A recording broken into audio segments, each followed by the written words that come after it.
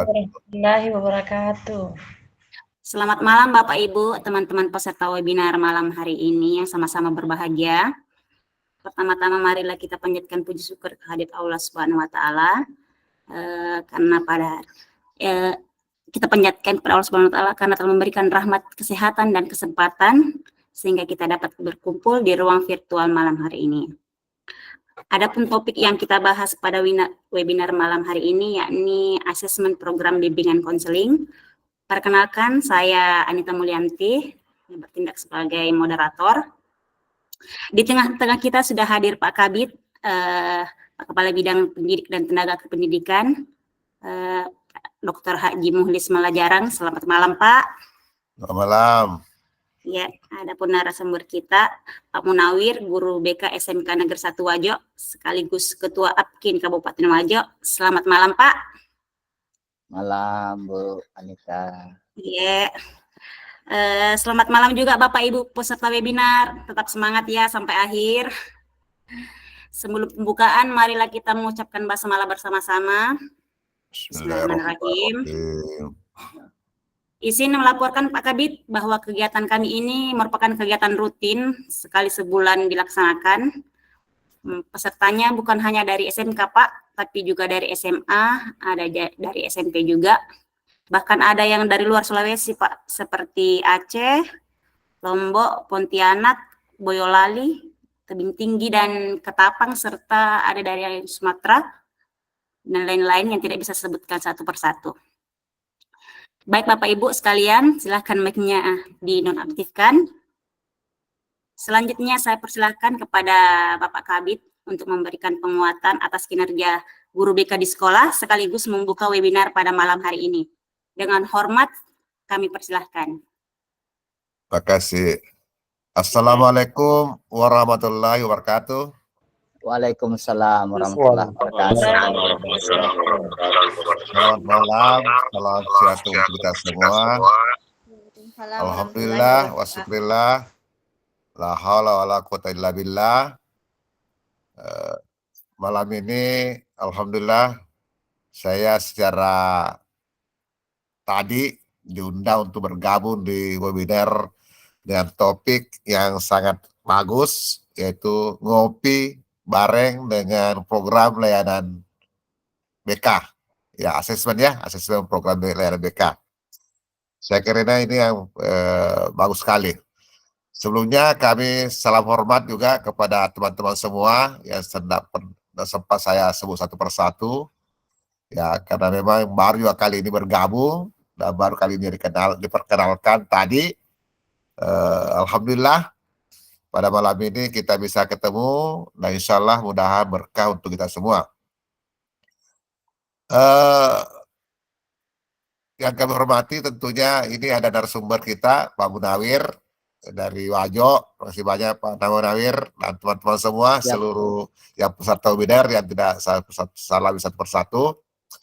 Siapa Tadi saya sampai kepada kita semua bahwa alhamdulillah dengan selang satu pekan ini kami mencoba bersama teman-teman guru BK khususnya di SMK, SMA juga. Tadi secara resmi diserahkan SK-nya oleh Pak Kadis.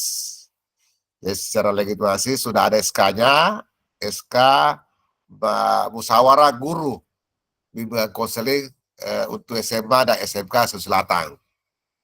Sehingga mulai tadi tanggal 23 resmi sudah diberikan SK-nya dan kami berharap mulai tadi juga mulai bergerak bersama untuk mencoba mengoptimalkan peran dan fungsi BK.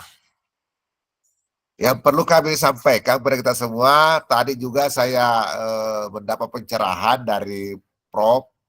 Ada Prof. Abdul Sindri, Ketua APKIN, ada Prof. Abdul Parada Pandang, ada Ibu Farida. Yang menarik untuk dibahas dan sesuai topik pada malam ini adalah asesmen program layanan BK. Tadi Prof. Farida sangat menjelaskan kepada kita bahwa program layanan BK tentunya yang menjadi prioritas dan yang menjadi sorotan adalah bagaimana peran guru BK secara tupoksi, karena dirasakan bahwa sekarang ini tupoksi guru BK ini yang belum optimal terlaksana di sekolah. Beberapa faktor yang mempengaruhi, karena ada latar belakang pendidikan yang memang guru bukan BK. Yang kedua, peran kepala sekolah yang belum maksimal, juga perannya wali kelas. Nah, ini semua menjadi faktor penentu sehingga tidak optimalnya peran BK. Lalu kemudian ada sentimen yang disampaikan oleh Ketua BK SMA bahwa digabungnya antara pendisiplinan anak dengan BK, peran BK, sehingga itu merasa rancu dalam pelaksanaan tupoksi BK. Oleh karena itu ini menjadi penting untuk didiskusikan. Nah, terkait dengan layanan BK yang dipaparkan oleh Bu Farida, ada 4 kalau tidak salah tadi. Mudahan ini bisa diluruskan karena saya juga baru BK, bergabung di BK.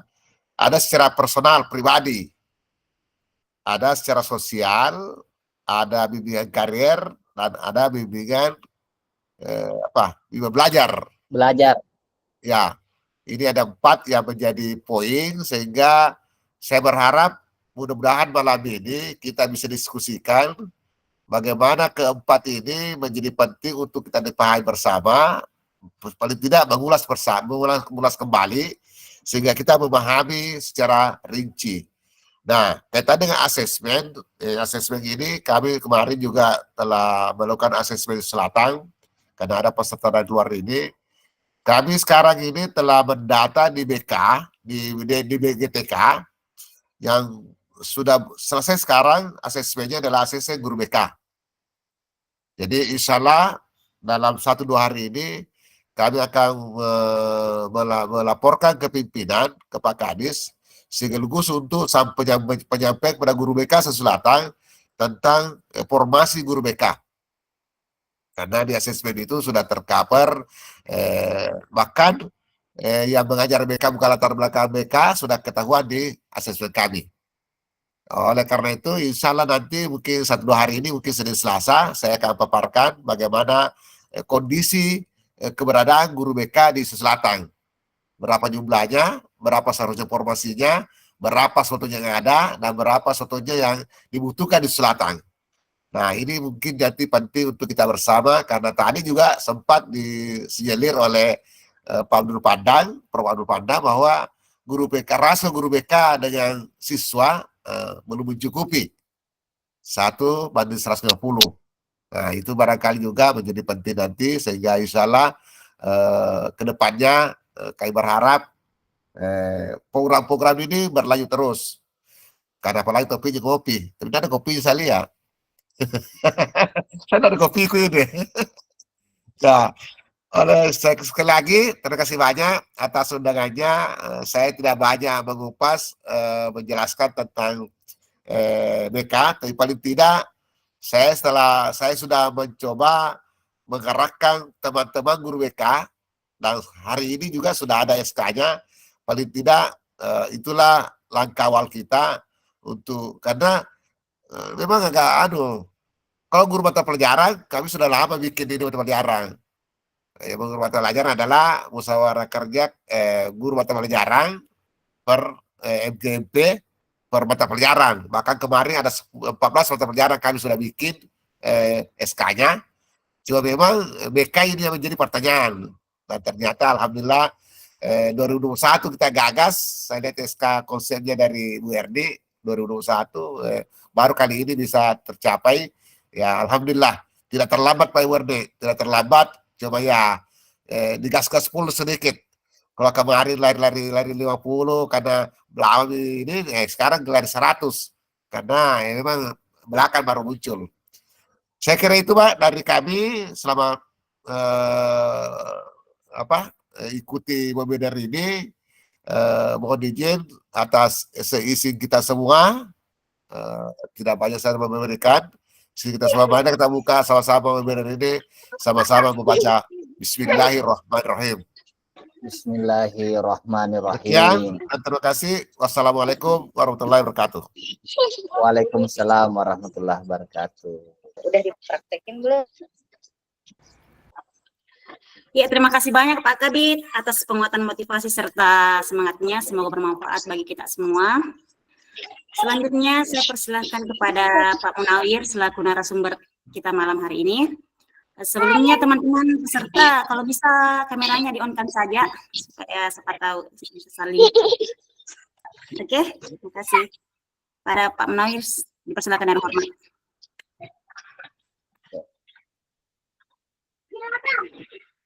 Pak Munawir, ada kopinya kan?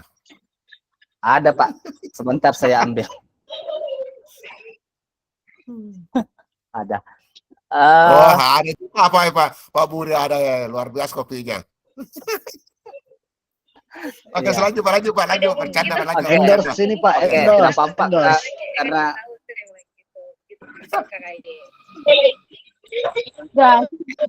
karena karena gini Pak, saya melaporkan bahwa setiap bulan kami melakukan webinar BK itu berdasarkan kebutuhan teman-teman, dan setiap kali kita melakukan webinar ya teman-teman ini santai Pak, santai, ada ngopi-ngopi, ada sambil makan, ya yang penting kerjanya lancar. Oke.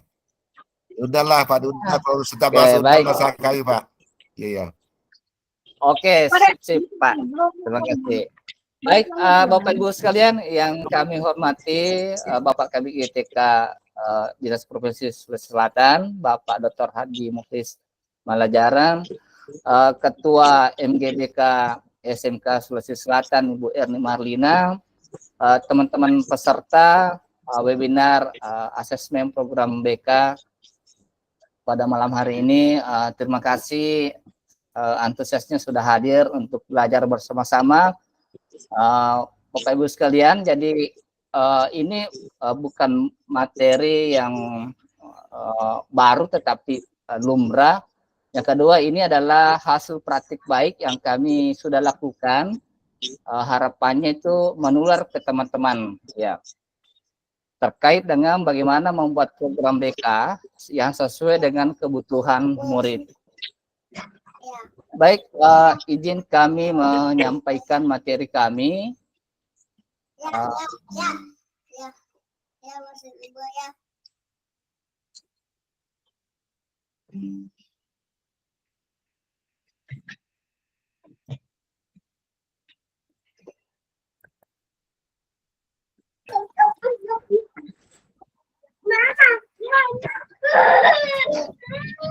Baik, Bapak Ibu sekalian, ini hanya pengantar bagaimana mendesain layanan program bimbingan dan konseling.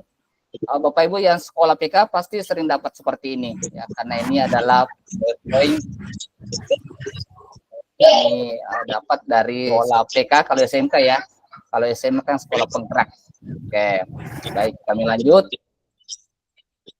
Di program BK sesuai dengan Permendikbud nomor 111 2014 terkait di pasal 1 ayat 1 bahwa BK itu adalah upaya sistematis, objektif, logis, dan berkelanjutan serta terprogram oleh konselor atau guru bimbingan dan konseling untuk memfasilitasi perkembangan peserta didik. Oke.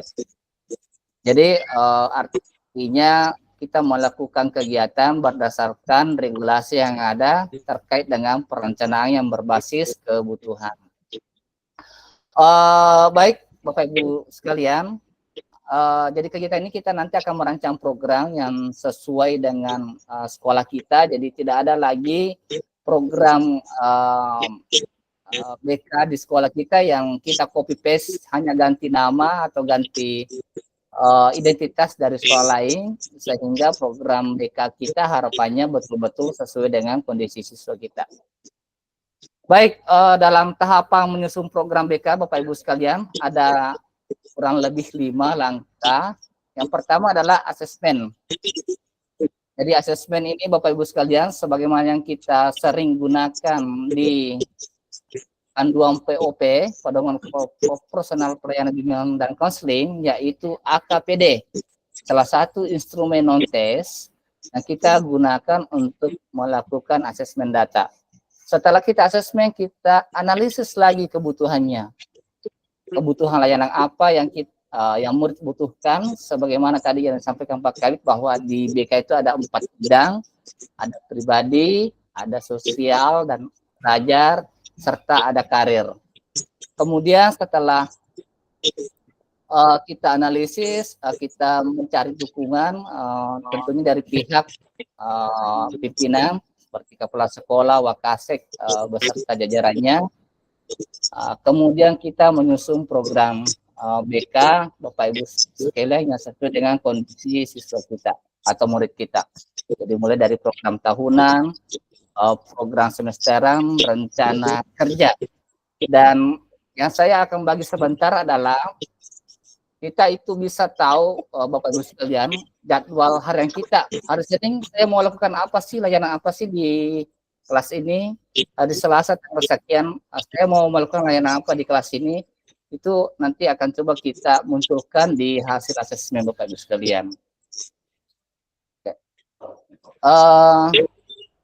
Jadi Bapak Ibu sekalian, ini hanya penguatan. Sebenarnya sudah semenjak 2017 Pak Kabit melaporkan bahwa asesmen kebutuhan berbasis AKPD ini sudah dilakukan semenjak 2017 yang lalu sampai sekarang berjalan dengan berbagai modifikasi atau cara yang lain yang dilakukan oleh teman untuk mendapatkan asesmen program BK.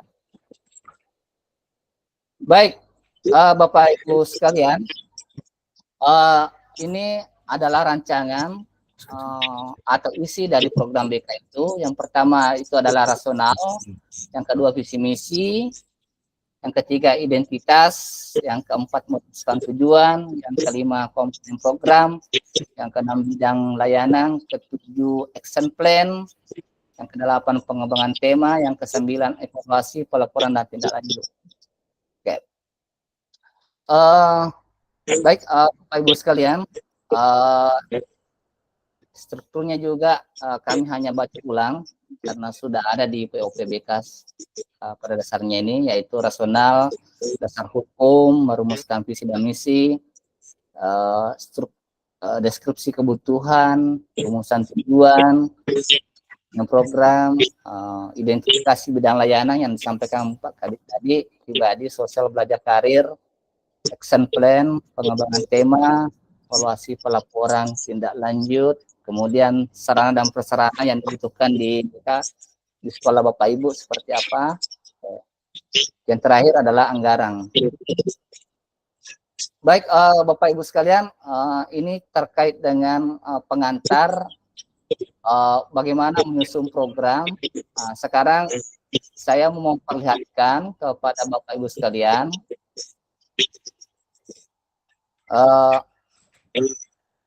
mulai dari asesmennya dulu Bapak Ibu sekalian.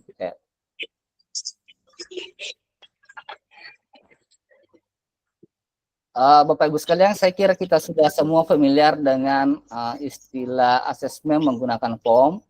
Jadi saya juga sudah menggunakan itu.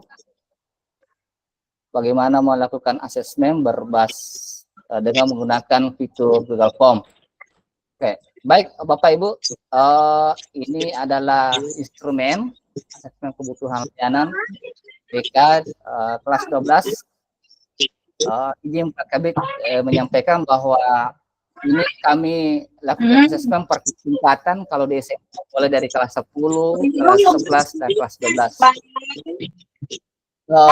Ini adalah Mohon maaf Pak, narasumber. Ibu ya? Aidy, bisa dinonaktifkan dulu mic-nya, Bu. Oke. Narasumber. Oke, makasih. Baik, seperti biasa Bapak Ibu kita bikin form, nama siswa, nomor HP, kelas, ini akan jadi opsional. Kemudian ini adalah pertanyaannya. Saya kira juga ini tidak lazim. Ada sekitar 50 Bapak Ibu di AKPD itu pertanyaan yang akan dijawab oleh siswa.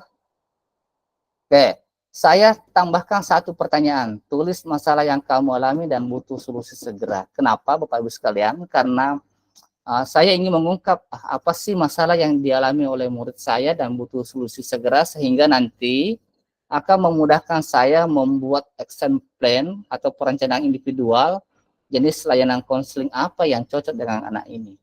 Ya. Baik, Bapak Ibu sekalian, ini adalah formnya.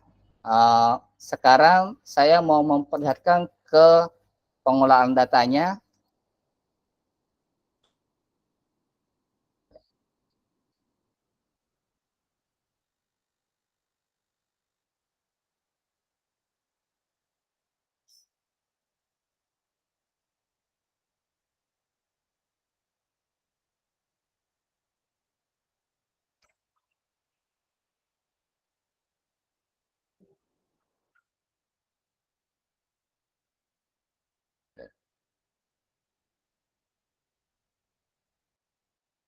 Oke, sebelum ke sini Bapak Ibu, ini adalah bagian depan atau home untuk membuat program. Jadi ini biasa kita tulis sesuai dengan permintaannya. Angket tadi yang saya buat itu Bapak Ibu, saya ambil dari sini. Ada 50 pertanyaan. Oke. Kemudian hasilnya tadi itu saya entry di sini Bapak Ibu sekalian. Oke. Entry. Oke. Ya. Dan hasilnya ini. Oke. Jadi ini sudah tergambar gambaran bahwa si misalnya Abdul Hilal ini apa masalahnya? Oh, ternyata tidak ada. Kalau misalnya Ahmad Alga Baramuli ini, oh dia ingin saya cepat ya. Oke. Setelah kita entry Bapak Ibu sekalian, maka akan terlihat profil kelas. Oke. Apa sih yang dibutuhkan di kelas itu paling tinggi? Misalnya ini. Setelah lulus SMK, saya ingin bekerja untuk membantu ekonomi orang tua. Ya, ini persoalan yang tertinggi di kelas ini ya Bapak Ibu sekalian. Oke. Profil konseling. Nah, ini akan kita dapatkan masalah individual siswa yang butuh penanganan, Bapak Ibu sekalian. Oke. Ya. Tadi saya sudah sebut, contohnya ini Ahmad Alga Baramuli ingin jadi orang kaya cepat. Kemudian Andi Anugerah Rasidil Perdana itu sulit menghafal, ya sering lupa. Terus Andika masih bingung untuk kedepannya.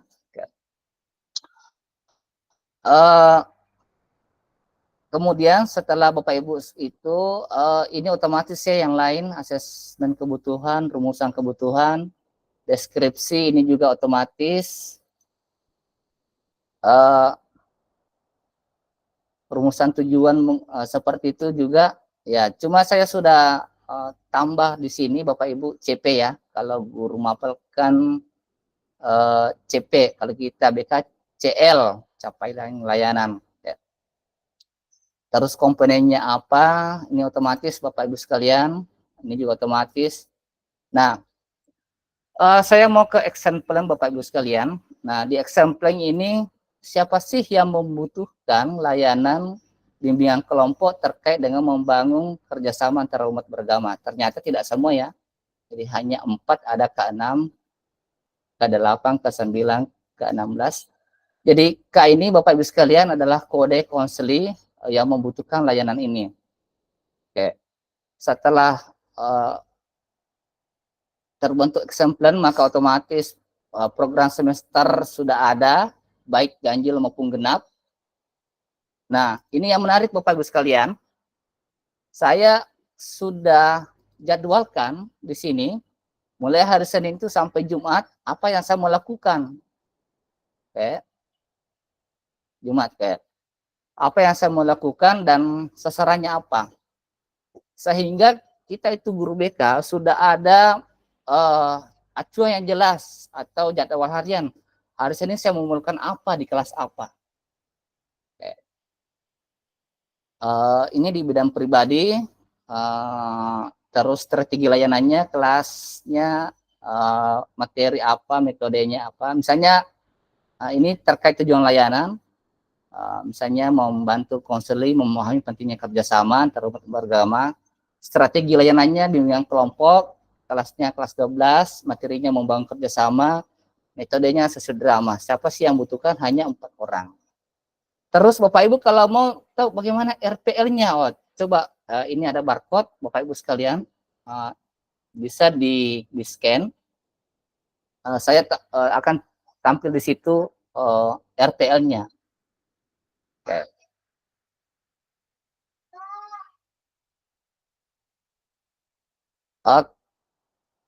Setelah ini Bapak Ibu sekalian, maka akan muncul nanti program tahunan. Oke. Jadi kita ada program tahunan, semesteran, dan jadwal harian. Oke. Bapak Ibu sekalian, di AKBD ini sudah saya juga modifikasi karena orientasi layanan BK di sekolah adalah bagaimana membantu mewujudkan profil pelajar Pancasila, ya, dikaitkan dengan capaian layanan serta SKKPD, standar kompetensi kemandirian peserta didik. Ini yang kita mau capai Bapak Ibu di layanan BK. Apapun layanannya, orientasi kita adalah pencapaian profil pelajar Pancasila. Oke. Saya kira itu sebagai pengantar aja Bapak Ibu sekalian. Saya itu lebih senang kalau kita sharing terkait dengan apa yang saya sudah dilakukan di sekolah. Oke, saya kembalikan ke moderator. Mungkin ada yang ingin berbagi, bertanya, silakan. Oke, makasih Pak. Kepada teman-teman sekalian yang memberikan tanggapan mungkin atau tambahan, dipersilakan Bapak Ibu atau pertanyaan. Silakan Bapak Ibu.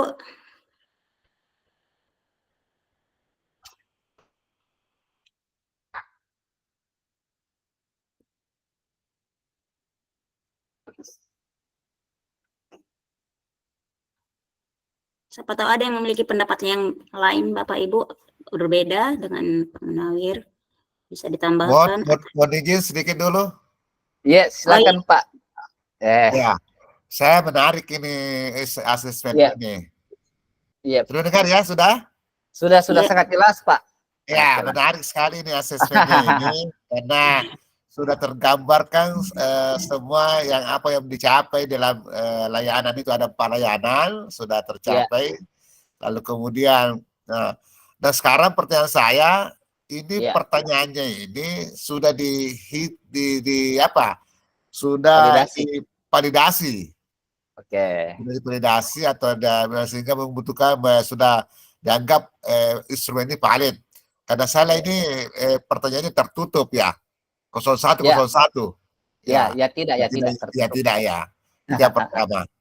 Yang kedua, yang menariknya ini sudah bisa menyampaikan kepada kita bahwa sudah ada komponen-komponen yang memang tergambarkan bahwa ini butuh layanan, misalnya di kepribadiannya hanya instrumen ini.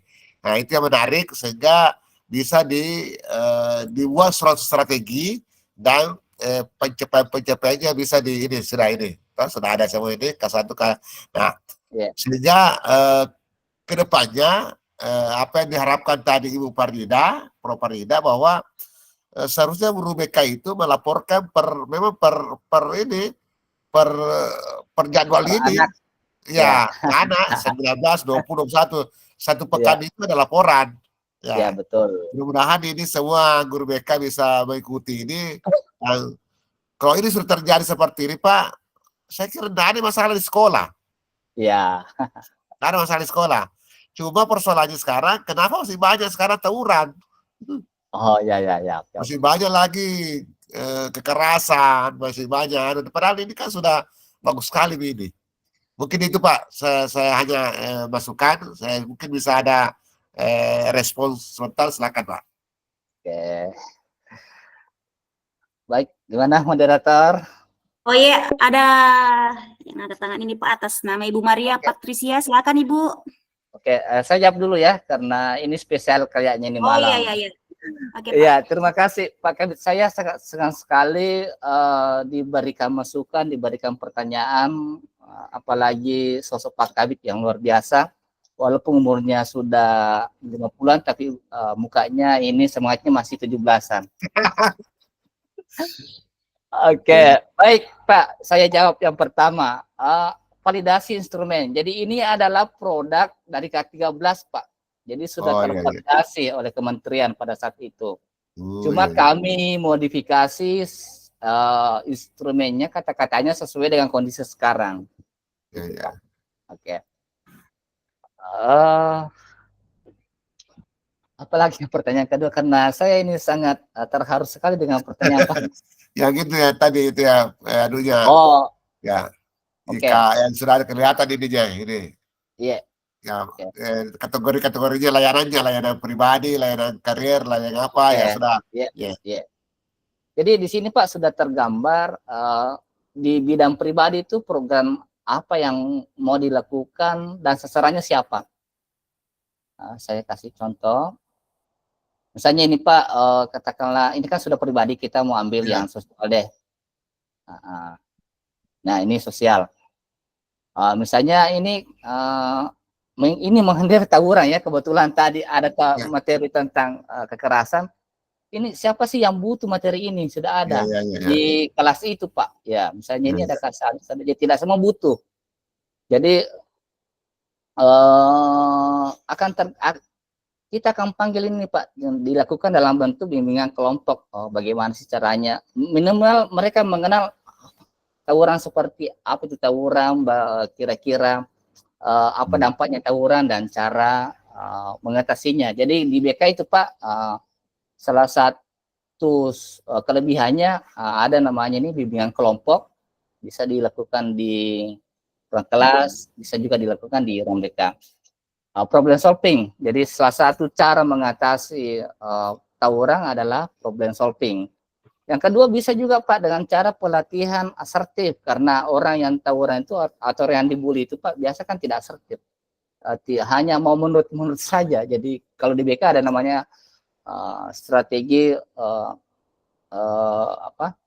pendekatan behavior, asertivitas, bagaimana melatih siswa untuk bersikap tegas atau berani menolak.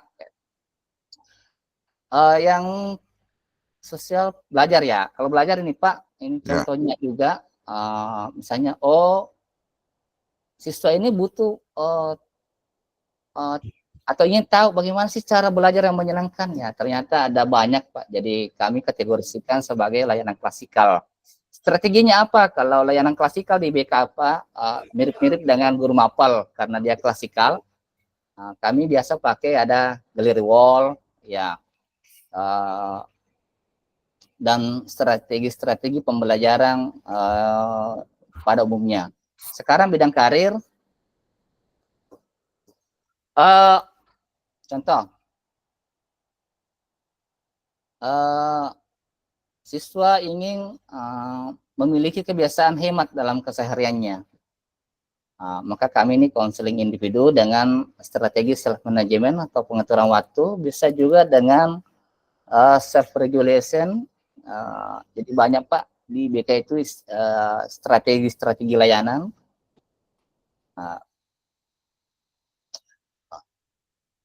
Ini juga bagaimana misalnya menjadi remaja kreatif dan inovatif ya.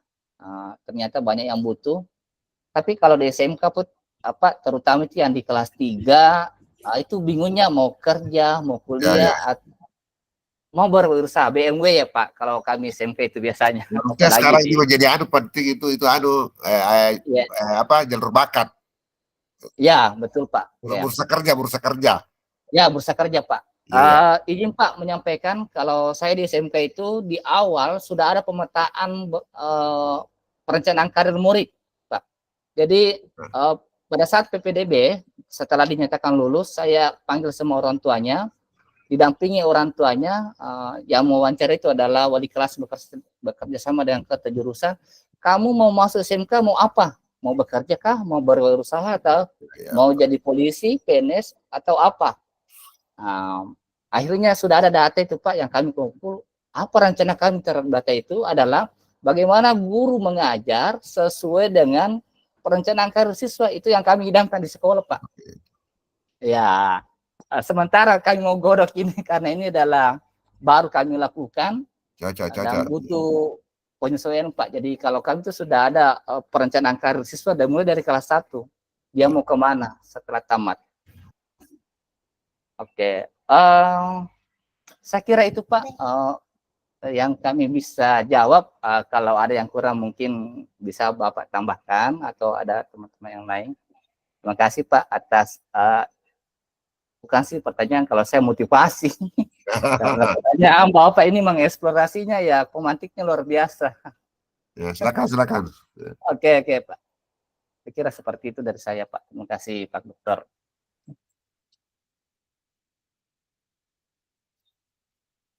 Oke, terima kasih Pak Kabit dan Pak narasumber. Ya, silakan Pak Irfan.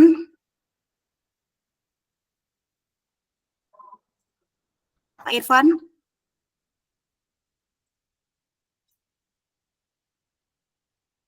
Pak Irfan, silakan Pak.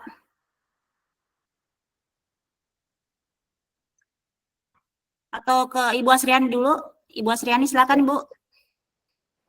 Oh iya, terima kasih Bu Moderator. Assalamualaikum warahmatullahi wabarakatuh. Waalaikumsalam warahmatullahi wabarakatuh. Ibu, salam kenal Pak Mulis, saya dari Sorowako. Iya, saya salah satu guru BK di SMP Pak, yang sering nebeng di kegiatannya teman-teman guru SMK. Ya, jadi menarik sekali yang disampaikan oleh Pak Munawir malam ini terkait dengan asesmen awal yang dilakukan oleh guru BK sebagai dasar pembuatan program kerja yang akan dilaksanakan selama 1 tahun. Jadi yang menarik ini adalah di jadwal harian yang sudah dibuat Pak Munawir. Ini kan sudah terlihat jelas ya, mulai dari Senin sampai Jumat, ketika itu hari sekolahnya sampai hari Jumat itu sudah jelas apa yang akan dilakukan oleh guru BK-nya, mau itu bimbingan kelompok ataupun bimbingan klasikal.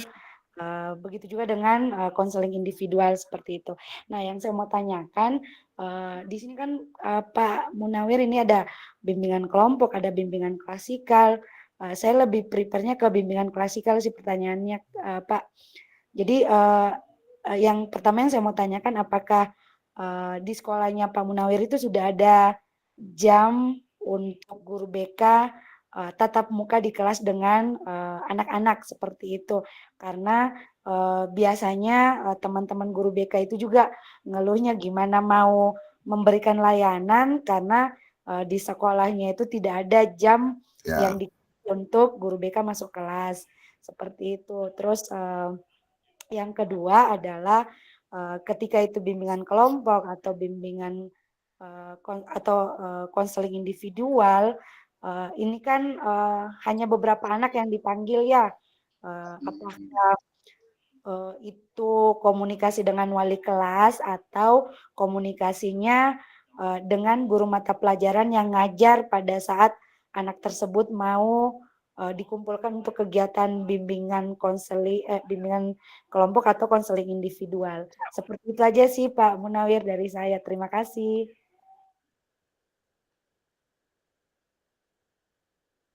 Oke, terima kasih banyak Ibu. Mungkin ditampung dulu ya Pak Langsung saya jawab ya, supaya saya mudah ya. Oke.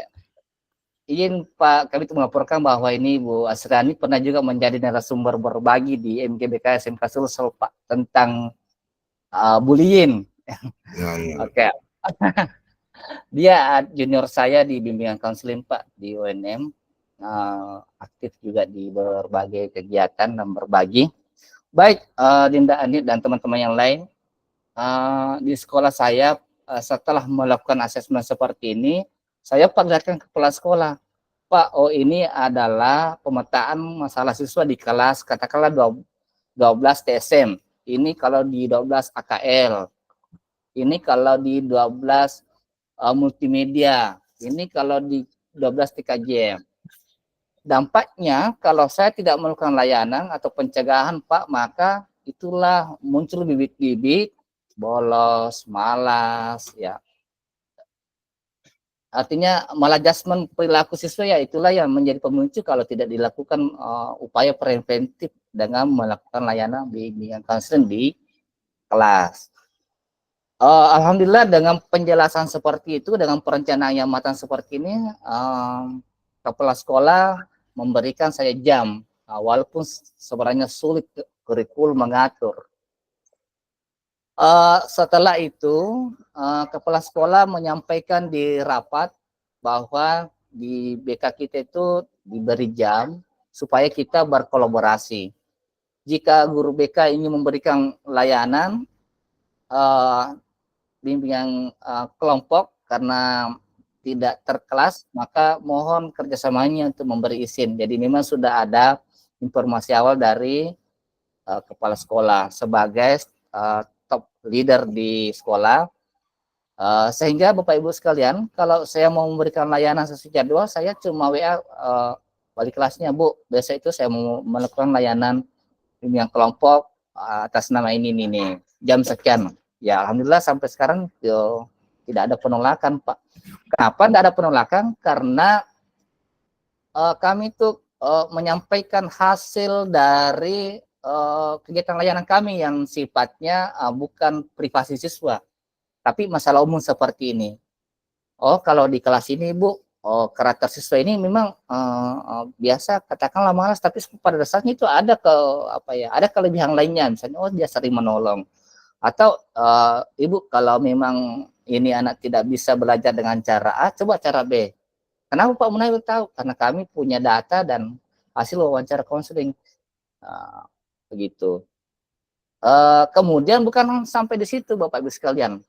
Kami laporkan hampir sekali sebulan apa yang kami lakukan sebagai guru BK di sekolah sesuai dengan kelas yang diampu, kami buat laporannya. Oh, kelas 12 TSM Pak, layanan yang sudah diberikan ini. Kalau yang sudah berubah siswanya ini Pak. Kalau yang belum berubah siswanya ini kira-kira ya. Sehingga sekolah dan teman-teman agak paham ya, oh ternyata betul seperti itu. Ya begitu Dinda. Ini kami lakukan di sekolah sehingga kami mendapatkan layanan. Yang kedua, kalau ada layanan bimbingan kelompok, alhamdulillah tidak mendapatkan penolakan karena kami melakukan perencanaan awal melalui kepala sekolah. Oke. Siap. Terima kasih Kak pencerahannya. Ya, ini baru pra ya. Nah, nanti ada tindak lanjutnya. Siap. Oke. Silakan, moderator. Oke, terima kasih Bu Asriani atas tanggapannya. Kemudian selanjutnya dari Saudari Jatsmini Kaisa, silahkan. Cek ya. Terima kasih. Selamat malam. Malam. Malam. Saya dari Mamasa Pak, dari SMK Negeri 1 Mamasa. Kebetulan saya juga guru di SMK 1 Mamasa. Ya. Di sini hanya saya ingin Bapak berbagi pengalaman dengan saya karena kebetulan kami ini berada di jauh dari perkotaan Pak, masih sangat ketinggalan dalam hal pelayanan bimbingan konseling. Ya. Yang pertama saya mau tanyakan ini terkait dengan jadwal harian. Jadi ini yang Bapak tampilkan di layar ini, apakah ini sudah dijadwalkan di awal tahun pembelajaran ataukah itu diisi pada sesuai dengan kondisi yang terjadi? Karena terus terang kalau saya sendiri Pak di sekolah saya dalam membuat program layanan BK itu saya tidak membuatkan program layanan khusus konseling karena layanan konseling itu terjadi secara fleksibel situasi dan kondisi. Jadi kita saya sendiri tidak memprogramkan layanan konseling seperti apa yang akan saya lakukan secara pribadi karena masalah yang terjadi kan kita tidak tahu apa yang akan terjadi nanti dan besok. Jadi ini yang saya mau tanyakan, apakah di sekolah Bapak membuat perencanaan layanan konseling pribadi ataukah itu diisi sesuai dengan yang terjadi saat itu, ataukah dibuat programnya memang dari awal? Itu yang pertama. Yang kedua yang saya mau tanyakan, Pak, ya, karena saya lihat di belakang Bapak, temanya Bapak tentang guru penggerak. Jadi kebetulan saya juga sekarang lagi menjalani pendidikan guru penggerak. Jadi saya ingin Bapak berbagi kepada saya pembuatan RPL berbasis diferensiasi, Pak. Karena terus terang itu yang sangat belum saya pahami selama saya mengikuti pendidikan ini. Karena kalau kita belajar di guru penggerak kan tidak spesifik belajar tentang BK, layanan bimbingan konseling. Jadi terus terang kalau saya disuruh membuat tugas, Pak, saya buat apa adanya saja. Jadi mungkin Bapak bisa berbagi kepada saya bagaimana tips ataukah mungkin ada cara untuk menyusun RPL berbasis diferensiasi di sekolah, Pak. Karena kita sama-sama guru SMK, Pak. Jadi makanya saya tertarik. Terima kasih, Bu Moderator. Iya, sama-sama Ibu Jasmini. Silakan Pak narasumber. Izin ngopi dulu sebentar. Sepertinya Iya Pak, silakan. Saya ambil kopi sebentar. Oh iya Pak, silakan. Yang lain Bapak Ibu silakan jika masih ada yang mau ditanggapi. Moderator saya tanggapi ya. Iya silakan Ibu. Oke, baik. Terima kasih Bu Jasmine tadi ya yang bertanya. Salam kenal, saya Erni Marlina, fasilitator guru penggerak sekaligus instruktur elaborasi pemahaman 9 modul. Salam kenal, Erni. Tertarik saya pertanyaannya, tapi agak menggelitik juga. Untuk kalau pertanyaannya masalah tidak diketahui, itulah dilakukan asesmen, Bu, itu yang pertama. Terus yang kedua,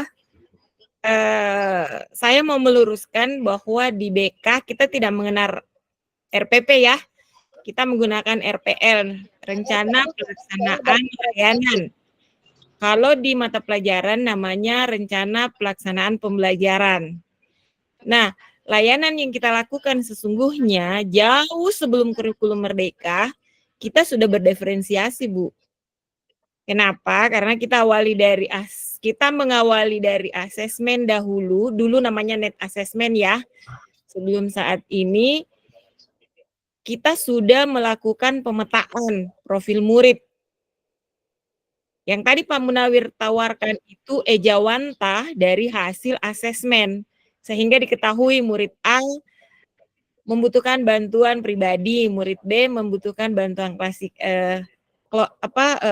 sosial, murid C membutuhkan layanan perencanaan karir misalnya.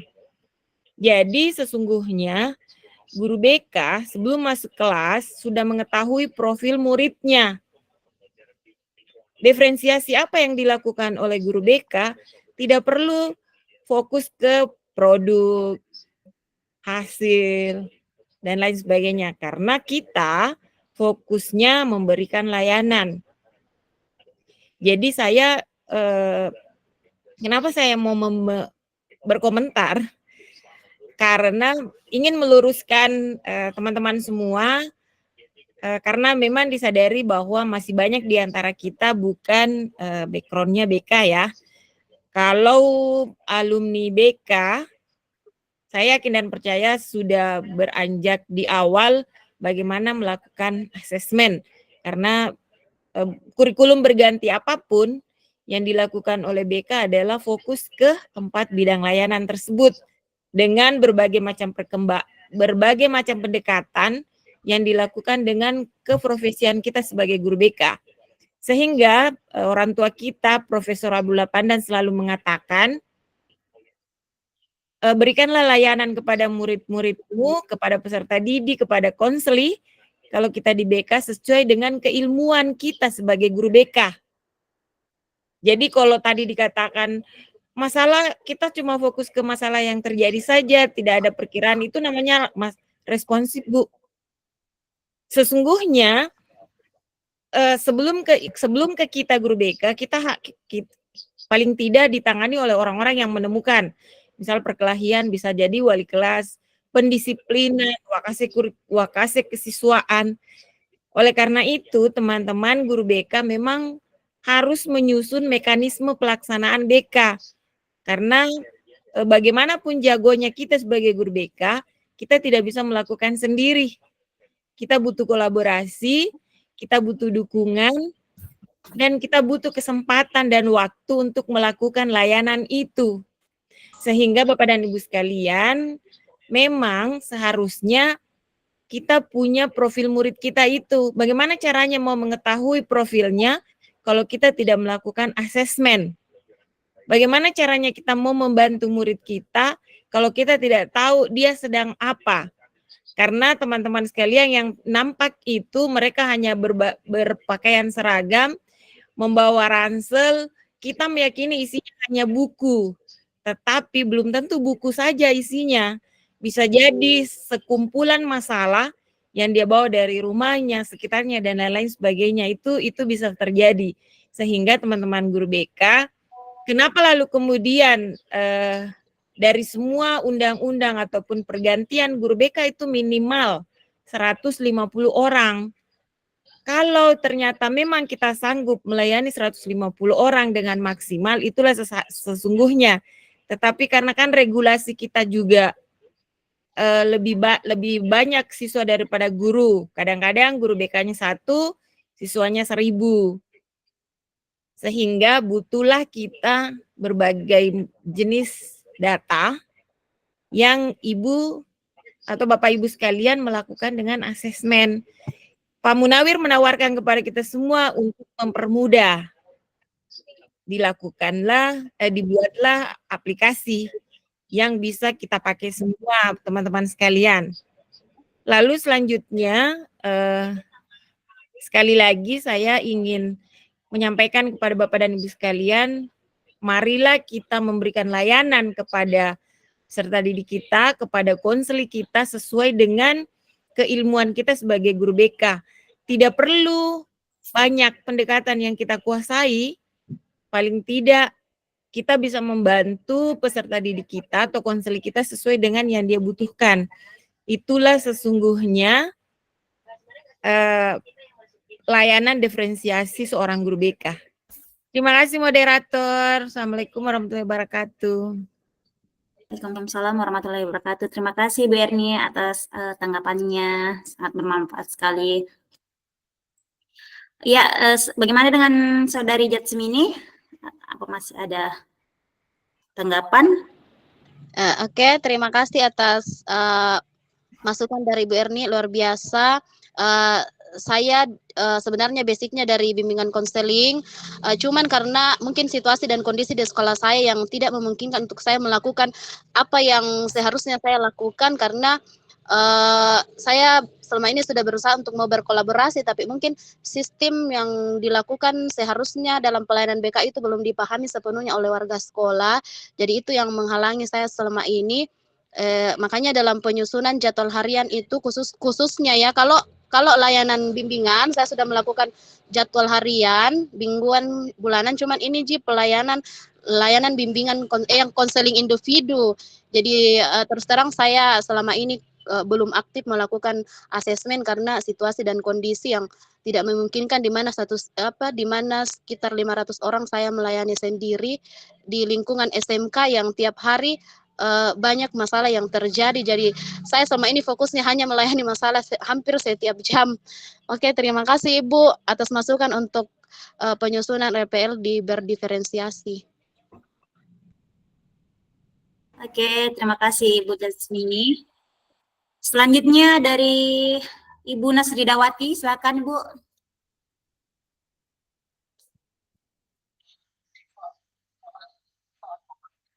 Ya, Assalamualaikum warahmatullahi wabarakatuh. Waalaikumsalam warahmatullahi wabarakatuh. Dan terima kasih banyak atas kesempatannya Ibu Moderator. Perkenalkan, saya Nasridawati dari SMA Negeri 9 Jeneponto. Saya punya pertanyaan, Pak. Mungkin ini terkait asesmen, tapi bukan asesmen program. Nah, kalau di sekolah saya itu, Pak, kita itu mulai bulan 9 itu saya mulai fokus kepada perencanaan karir siswa kelas 12. Nah, pertanyaan saya ini adalah apakah ada asesmen bakat minat yang bisa digunakan untuk mengetahui bakat siswa selain kunci karir. Karena menurut saya kunci karir itu hanya digunakan untuk membaca minat siswa, tapi belum tepat untuk digunakan untuk mengetahui bakat siswa. Pengalaman tahun sebelumnya, asesmen bakat minat itu dilakukan dari pusat ke sekolah-sekolah. Jadi kita tahu kita dapat hasil bakat siswa itu karena ada instrumen langsung dari pusat. Tapi instrumen itu tidak diberikan kepada sekolah. Tapi dia aplikasi yang sifatnya online. Langsung masuk ke dia masuk langsung ke link yang diberikan. Nah, pertanyaan saya, apakah ada asesmen bakat minat untuk mengukur bakat siswa, khususnya mereka yang ingin melanjutkan studi ke perguruan tinggi? Terima kasih.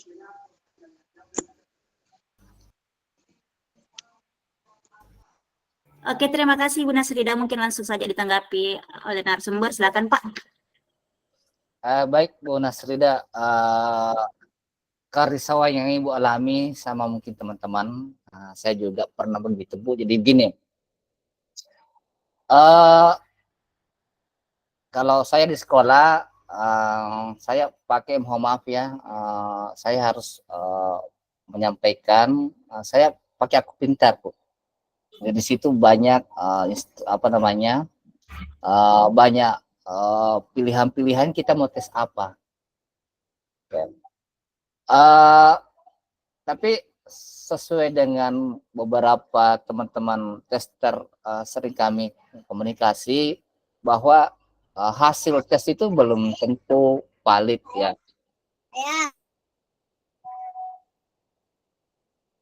Kenapa? Pertama, kondisi psikologi calon peserta tes atau siswa kita. Kalau dia ikut tes terus baru-baru olahraga, itu kan biasa tidak efektif karena tidak konsen atau ada masalahnya. Ya. Atau misalnya hanya ikut-ikutan, oh kamu jawab nomor 1 A atau B atau C atau apa. Ya. Jadi itu adalah faktor-faktor yang memungkinkan hasil tes kita atau instrumen kita yang kita bagi itu terjadi kekeliruan. Yang selama ini yang saya pakai Bapak Ibu adalah instrumennya di Aku Pintar, baru saya gabungkan dengan AI. Kayak misalnya kalau saya pakai Tata Priasik Ibu, di Aku Pintar itu sudah ada hasilnya. Kalau siswa ini dia tipe kecerdasannya atau minatnya apa, apakah dia sosial atau entrepreneurship. Dan saya sudah coba pakai AI, kalau misalnya entrepreneurship itu pekerjaan apa yang cocok, kalau mau dia kuliah jurusan apa yang cocok, kalau dia mau berusaha, wirausaha apa yang cocok. Kemudian kami konfrontasi ke siswa melalui layanan apa itu konseling individu atau bimbingan kelompok atau layanan klasikal untuk memastikan bahwa apakah ini betul-betul sesuai dengan kondisimu yang sebenarnya. Dan membantu mereka paham bahwa saya itu punya sebenarnya kekuatan di sosial, saya membantu orang. Pekerjaan yang cocok dengan saya adalah guru, psikolog, konselor dan sebagainya. Oh kalau saya mau kuliah itu saya bisa, oh ada UNM, ada ini yang ada jurusan BK-nya misalnya, atau ada yang jurusan pendidikan gurunya. Nah itu membuka wawasan siswa. Tidak sampai di situ Bapak Ibu. Yang terakhir itu saya coba membantu mereka membuat analisis SWOT ya. Saya kira Bapak Ibu sudah paham itu bagaimana membuat analisis SWOT supaya pilihan mereka betul-betul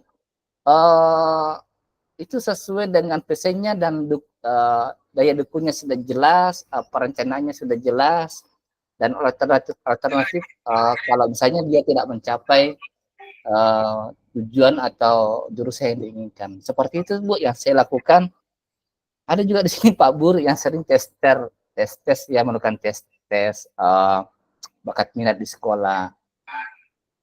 Oke, kalau saya itu yang saya lakukan di sekolah Bu. Saya tidak fokus ke apa ya, ke tes itu, karena sesungguhnya kalau mau ideal itu harus menggunakan wadah tester.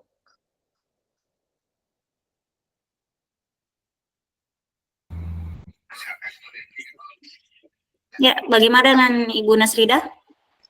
Ya, terima kasih banyak Pak atas masukannya, sangat membantu. Ya, karena memang saya akui bahwa kemarin itu waktu saya mengikut sertakan siswa ikut tes, itu soal-soalnya persis soal-soal psikotes waktu kita kuliah dulu. Ada tes kelas, ada tes spasial, tes bahasa, numerikal, klerikal, itu semua ada, dan menurut saya itu sangat bagus untuk mengukur betul-betul bakat siswa. Cuma memang kendalanya karena kita tidak punya. Kalaupun hasilnya keluar, saya rasa untuk menganalisisnya itu juga sulit. Karena mungkin bukan basicnya kita untuk menganalisis hasil seperti itu. Kemarin saya coba analisis, tidak selesai. Saya kirim ke teman saya yang pekerjaannya juga menganalisis hasil psikotes. Nah, katanya beda lagi. Jadi mungkin ada baiknya, ini saran saja Ibu Moderator, besok lusa ada webinar terkait asesmen bakat minat siswa, karena itu sangat kita butuhkan untuk pemetaan penentuan karir siswa, apalagi di kurikulum Merdeka itu bisa digunakan untuk SMA ya, bukan SMK. Mungkin kalau SMK kan seperti yang Bapak sampaikan itu telah dilakukan sejak kelas 10, sementara kalau untuk SMA kurikulum Merdeka juga menuntutnya demikian, bisa dilakukan semenjak kelas 10. Terima kasih atas waktunya. Assalamualaikum warahmatullahi wabarakatuh. Terima kasih Ibu Nasridawati. Oke, selanjutnya ada Pak Irfan Rang. Silakan Pak Irfan. Ya, makasih. Ya, sudah didengar suara saya moderator? Iya Pak, iya silakan. Baik, terima kasih. Assalamualaikum warahmatullahi wabarakatuh. Waalaikumsalam. Iya, suara moderator pada malam ini cantik sekali, sama dengan orangnya, dan tentunya pemateri juga, ya. Pak Makasih Nawir, Pak. salam kenal Bapak Ibu. Saya Irfan dari SMK Negeri 1 Bulukumba. Ya, senang sekali mendengarkan materinya, sekalipun saya terlambat tadi masuk, menyangkut masalah asesmen. Saya yakin bahwa di room ini ada semua dato-datonya BK, ya, dan kita sharing tentang apa yang terjadi di sekolah kita masing-masing. Dan memang Pak Nawir tadi menyangkut masalah asesmen,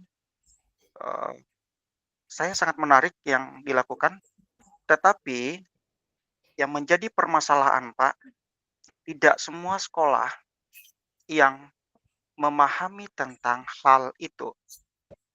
Apalagi yang dilakukan Pak Nawir ini tentang AKPD, tentu masih banyak. Kita dibingungkan tentang aplikasi tersebut, dan biasanya kalau seperti ini langsung praktek langsung. Karena kalau biasa lewat dilihat begitu, setelah kegiatan kita itu ya sudah hilang juga. Ya, mudah-mudahan nanti ada praktek langsung, atau yang kedua bisa dibagikan. Nah, terus pertanyaan saya Pak Nawir, yang menyangkut masalah asesmen. Ya memang kalau kita melihat di awal masuk, memang kita harus melakukan asesmen. Yang menjadi pertanyaan saya adalah,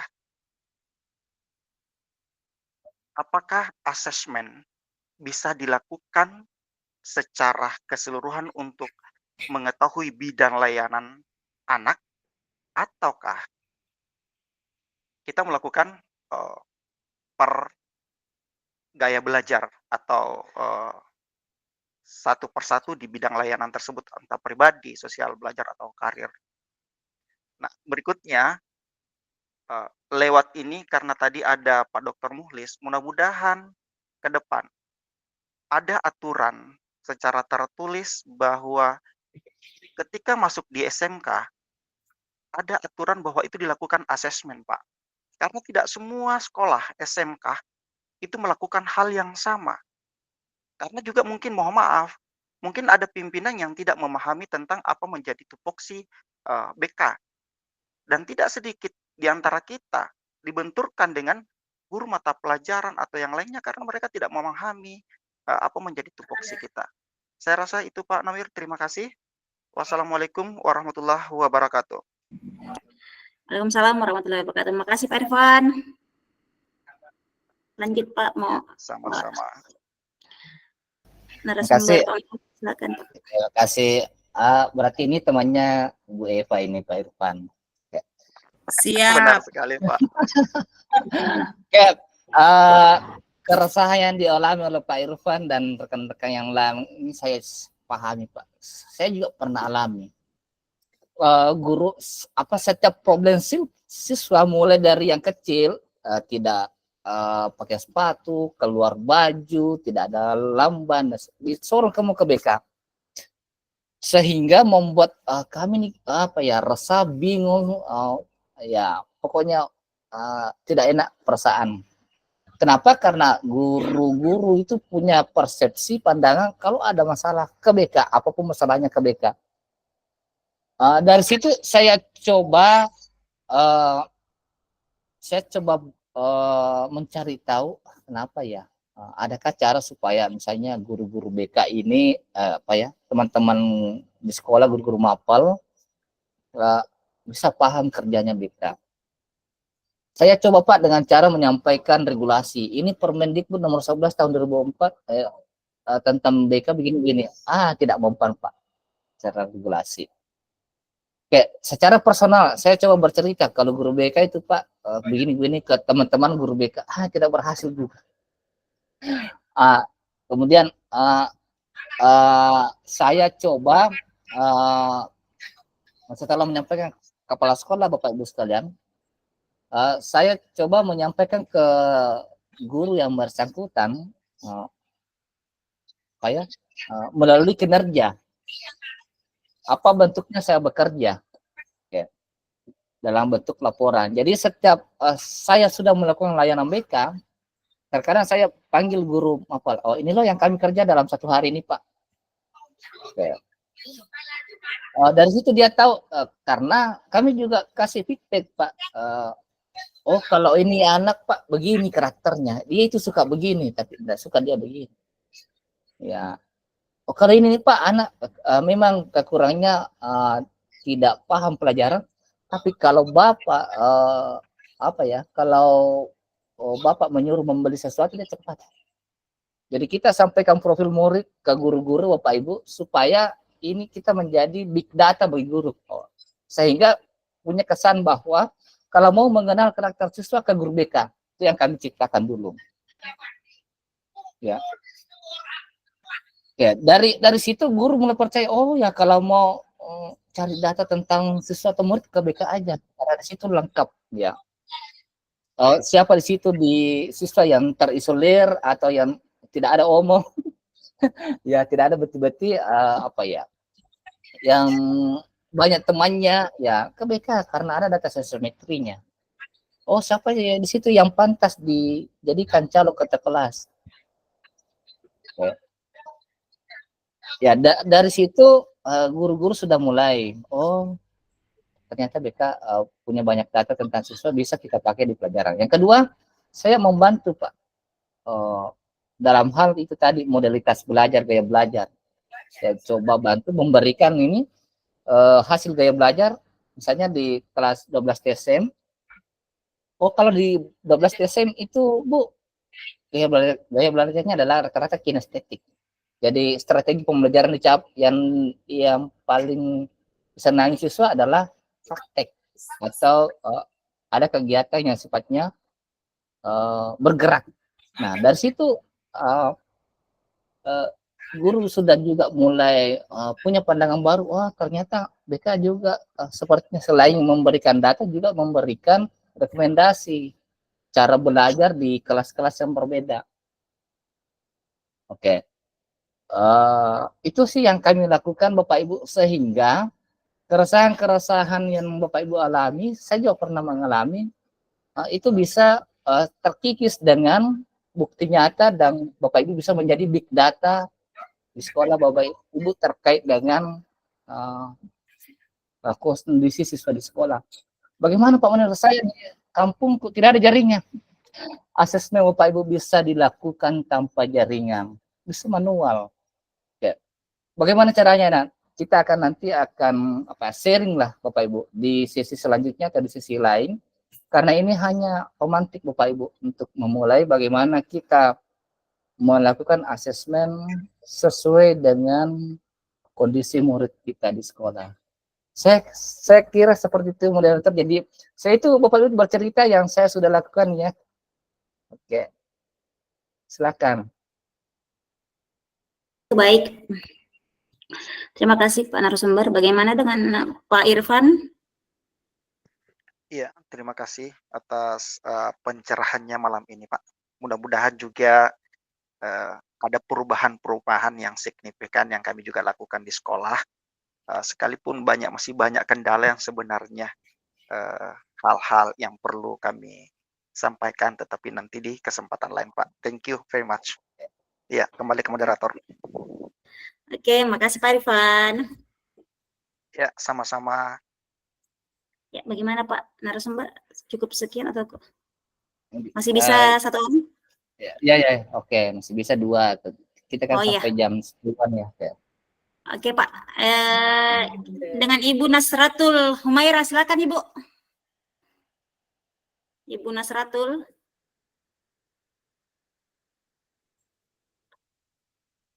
Ibu Nasratul. Oke, kalau begitu berlanjut ke Ibu Nurhaika Susanti, silakan Bu. Assalamualaikum warahmatullahi wabarakatuh. Waalaikumsalam warahmatullahi wabarakatuh. Tade, ini saya dari guru BK SMP di Palopo. Senang bisa bergabung di grup MGBK ini sesuai Selatan, dan terima kasih kepada pemateri. Sangat menarik. Sedikit karena saya tergolong masih ini bergabung, senang sekali bergabung dengan para senior. Begini, dari paparan pemateri tadi sangat jelas dijelaskan bahwa ada layanan per harian. Sudah ditentukan harinya, misalnya kan sudah diadakan asesmen, sudah ditentukan bahwa siswa ini membutuhkan layanan konseling individu atau bahkan ingin mendapatkan layanan konseling kelompok. Nah, yang mau saya tanyakan begini, kalau kita sudah tentukan harinya, kita mau adakan layanan kelompok karena tidak ada datanya bahwa si A, si B, si C atau si E ini satu kelompok ingin mendapatkan layanan kelompok mengenai apa. Nah, yang saya tanyakan, apakah kita melakukan layanan ini pada saat jam istirahatkah atau bagaimana, ataukah dipanggil untuk melaksanakan layanan pada saat jam mata pelajaran lain atau bagaimana? Karena selama ini saya sudah melaksanakan asesmen kebutuhan siswa juga. Sepengetahuan saya yang masih kurang sekali ini, selama ini kalau saya buat asesmen dan hasilnya saya cuma adakan layanan klasikal saja menyeluruh. Jadi di mana hasil asesmen tadi itu yang kebutuhan terbanyak itulah layanan pertama yang saya adakan di kelas-kelas yang membutuhkan. Jadi kalau yang saya lihat tadi dari pemaparan materi ada ditentukan harinya atau istilahnya layanan hariannya. Ini belum pernah saya lakukan karena takutnya pernah saya sampaikan ke teman, ada yang mengatakan, nanti mata pelajaranku kalau kita panggil Bu, nanti ketinggalan materi dia. BK-nya berhasil, tapi materinya di saya ketinggalan. Apalagi kasihan di sekolahnya saya itu masih ada sebagian besar, kalau yang di kelas itu masih ada yang tidak bisa membaca. Nah ini yang saya bikin dilema Bapak Ibu. Jadi yang saya tanyakan, bagaimana dikondisikan, apakah diambil layanannya ini pada saat jam pelajaran lain ataukah di jam istirahat? Karena kalau saya selama ini kalau ambil di jam istirahat, mengikut temannya, ikut mengintip di jendela atau bahkan ikut nimbrung di dalam. Jadi saya dilema Bapak Ibu. Jadi kepada pemateri tolong pencerahannya bagaimana. Ya, terima kasih.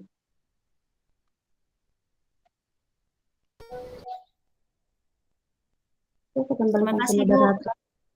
Ya, terima kasih Bu. Silakan Pak. Ya, baik. Kalau saya ini itu saat mereka belajar ya. Tapi sebelumnya saya sudah sampaikan ke guru mata pelajarannya. Bagaimana kalau guru mata pelajarannya menolak dengan kata seperti itu? Apa yang harus kita lakukan? Jadi itu saya tidak maksa. Kalau ada guru seperti itu, saya tidak maksa. Oke lah, jangan, nggak usah. Kita cari kelas aja. Ini kan kita punya banyak asesmennya. Kita cari kelas aja yang kira-kira gurunya bisa kita ajak kolaborasi. Ya, karena kalau kita paksa, semakin terjadi frontal ya. Itu saya tidak paksa sih begitu. Dan saya tidak pernah memberikan layanan BK itu yang terstruktur seperti ini pada saat jam istirahat, karena saya tidak mau mengganggu jam istirahatnya siswa. Kecuali mereka datang cerita-cerita sambil makan sama-sama, sambil minum sama-sama, ya itu.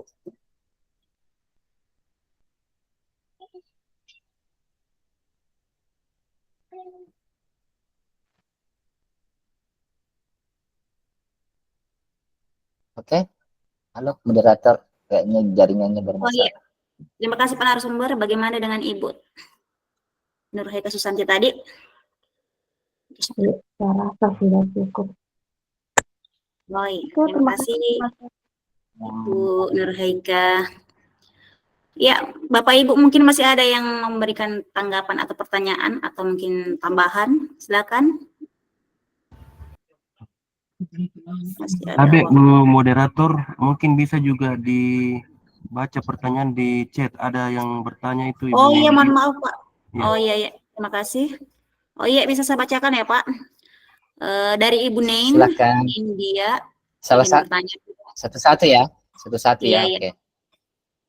Dari Ibu Naindia, pertanyaannya, jika BK di sekolah tidak mendapatkan jam layanan klasikal atau jam masuk kelas, apa masih bisa memberikan asesmen AKPD? Kemudian hasilnya asesmen itu bisa kita berikan ke siswa sesuai kebutuhannya masing-masing dengan cara apa? Terima kasih Bapak. Silakan Pak. Oke. Baik, Ibu siapa tadi? Ibu Nain Pak, Naindia. Nendia, oke Bu Nendia, terima kasih sudah nimbrung di sini belajar bersama. Ibu sudah tersesat di jalan yang benar. Oke. Begini Bapak, Ibu Nendia, jadi asesmen itu bisa dilakukan dengan cara online atau offline, tergantung dari kondisi sekolah kita. Karena di sekolah saya bisa online, maka saya lakukan asesmennya via Google Form, itu tidak mengganggu mata pelajaran. Jadi siswa itu mengisi pada saat pulang di rumah. Nah, bagaimana mengontrolnya Pak Munawir supaya ini cepat terisi kan? Kan biasa itu kelas beda-beda, ada yang low, ada yang lambat, ada yang cepat, ada yang bahkan tidak ada isinya. Saya kolaborasi dengan wali kelas. Saya sampaikan ke wali kelas bahwa saya mau melakukan asesmen BK, tujuannya melakukan pemetaan kondisi siswa supaya nanti ada bahan saya melakukan preventif atau pencegahan bahkan kuratif tentang problem-problem siswa supaya siswa yang bolos, malas itu bisa terkurang dan siswa yang ingin mengembangkan dirinya bisa tereksplor melalui layanan BK. Dan alhamdulillah berhasil Bapak Ibu sekalian, dalam 1-2 hari itu bisa selesai per kelas. Oke, terus situasinya kalau bagaimana jaringan tidak bagus satu manual. Ya, ini perlu pendekatan Bapak Ibu sekalian, sama dengan BK ya. Siswa atau murid itu tidak akan terbuka kalau tidak nyambung jaringannya kita atau tidak nyaman dengan kita, dengan Bapak Ibu ya. Siapapun itu, kalau Bapak Ibu tidak sefrekuensi dengan siswa, itu tidak akan nyambung, tidak akan terekspor masalahnya. Begitupun dengan guru-guru di sekolah. Jadi yang pertama yang saya lakukan bukan menyampaikan program, tapi sefrekuensi dengan mereka. Ya, keberadaan saya dan dia itu ya kami saling membutuhkan satu sama lain. Ya, itu yang saya lakukan Bapak Ibu, pendekatan personal kepada guru-guru. Setelah merasa nyaman, setelah masa akrab ya saya masukkanlah, sampaikan tentang program BK.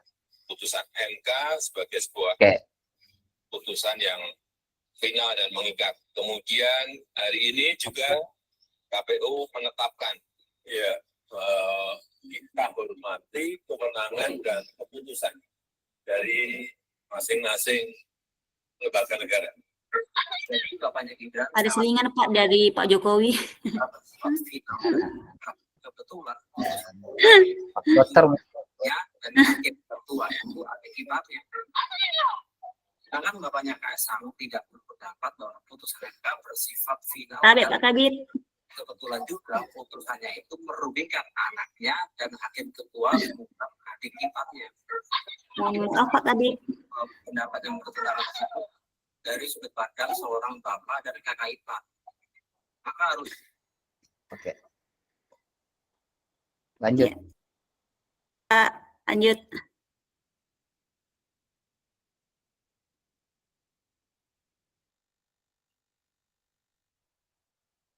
Oke, terus pertanyaan apa lagi? Sepertinya saya tidak ada Pak di sini, cuman minta di-share materinya Pak kalau bisa katanya. Oke, ini sudah di-share sebenarnya di kolom chat Bapak Ibu sekalian. Nanti juga kami akan share di grup yang sudah registrasi. Nanti Pak Agus yang akan menyampaikan terkaitnya. Oke, mungkin sampai di sini. Oke. Jadi mungkin sebelum kita tutup ini ada closing statement atau arahan dari Pak Kabid terkait kegiatan BK ini. Mohon izin Pak Kabid, silakan. Mungkin masih ada tambahan.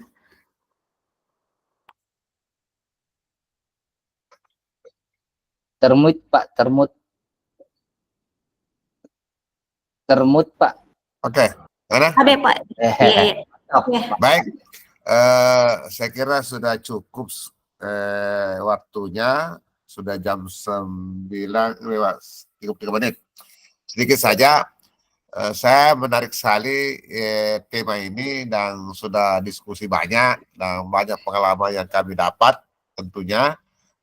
Satu hal yang mungkin memang sedikit harus digarisbawahi bahwa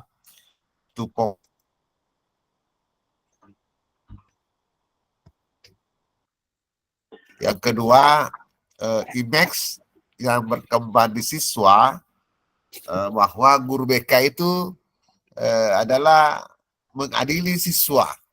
Ini yang perlu dirubah barangkali.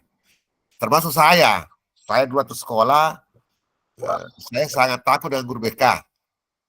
Karena guru BK itu memang menjadi killernya sekolah.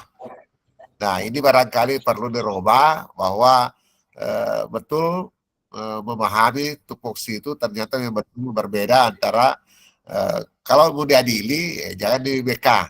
BK ada pencegahan.